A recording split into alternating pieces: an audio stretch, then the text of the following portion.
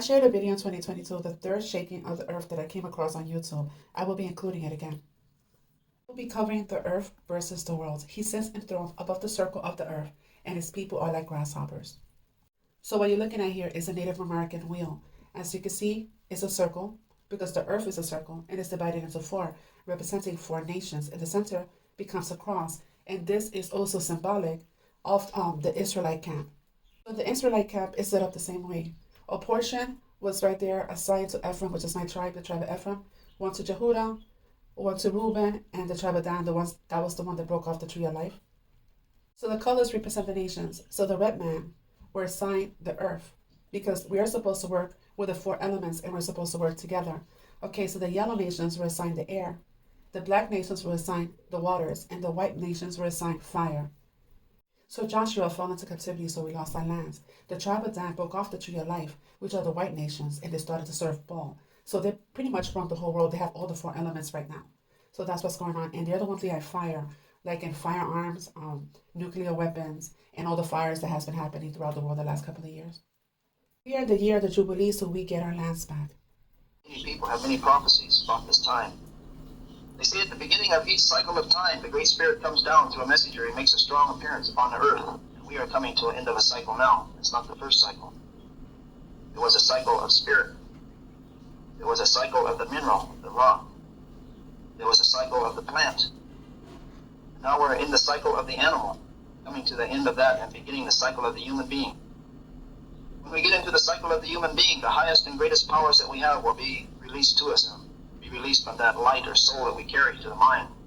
But right now we're coming to the end of the animal cycle when we have investigated ourselves and learned what it is to be like an animal on this earth.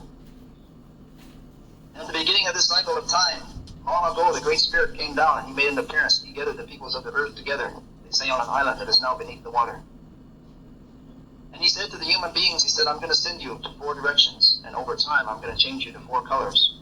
But I'm going to give you some teachings, and you will call these the original teachings. And together with each other, you will share these, so that you can live and have peace on earth, and a great civilization will come about. And he said, during this cycle of time, I'm going to give each of you 2 stone tablets. And he said, when I give you those stone tablets, don't cast them upon the ground. Because if any of the brothers and sisters in the four directions and the four colors cast their stone tablets on the ground, not only will the human beings have a hard time, but almost the earth itself would die. And so he gave us each a responsibility, and we call that the guardianship. And to the Indian people, the red people, he gave the guardianship of the earth. And we were to learn during this cycle of time the teachings of the earth, and the plants that grow from the earth, and the foods that you can eat, and the herbs that are healing. So that when we came back together with the other brothers and sisters, we could share this knowledge with them. Because something good was to happen on the earth. And to the south, he gave the yellow race of people the guardianship of the wind, and they were to learn about the sky and breathing, and how to take that within ourselves for spiritual advancement. And they were to share that with us in this time. And to the west, there was blackness of night. He gave the black race of people the guardianship of the water, and they were to learn the teachings of the water, which is the chief of the elements. It is the most humble and also the most powerful. And to the north, where there's white snow in this continent, he gave the white race of people the guardianship of the fire. And if you look at the center of many of the things they do, you will find the fire. In this light bulb, they say that is a white man's fire. If you look at the center of a car, you will find a spark.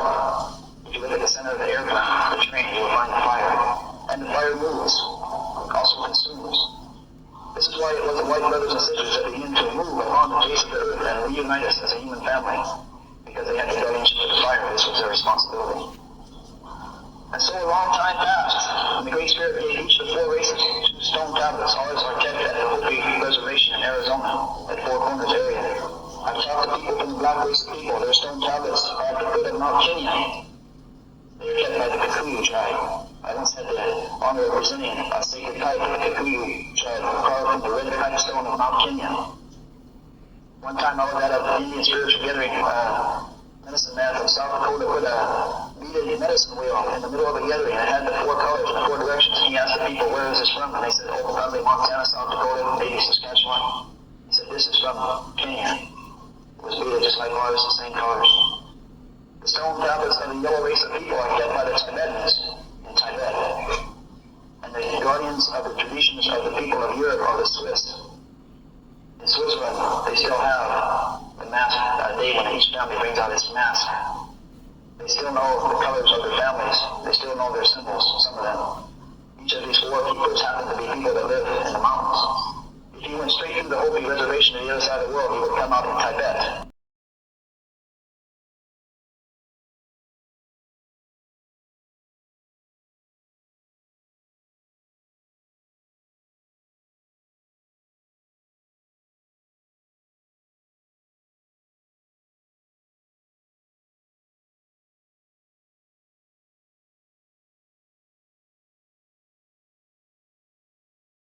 I'll be sharing with you some scriptures. So bear with me because it's a lot of scriptures. And this is not all of them that I wanted to share. Because I want you guys to realize that there's a difference between earth and the world. In the beginning, Yah created the heavens and the earth. In Genesis, the humans are tasked with carrying and cultivating the earth, not the world. He created the heavens and the earth, and Satan is the God of this world, so he created the world. Again, this is Abba. Our help is in the name of Adonai, the maker of heaven and earth. I love the world or anything in the world. If anyone loves the world, the love for the Father is not in them. Take a minute to read the scriptures because it's a difference between the world, what the world gives you, and the earth.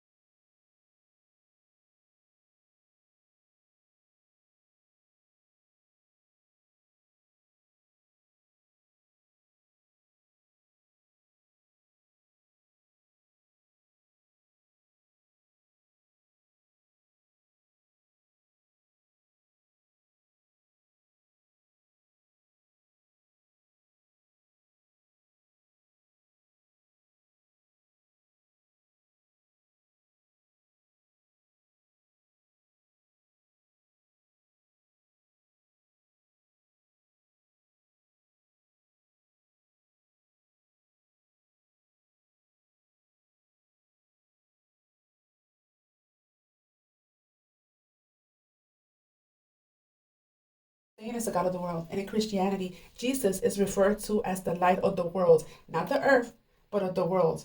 And that's Lucifer, the light bearer. Read the Constantine Creed, the oath. In it, you have to do away with anything that has to do with the Hebrew Messiah, including his name and our feast days. So this Jesus is Lucifer.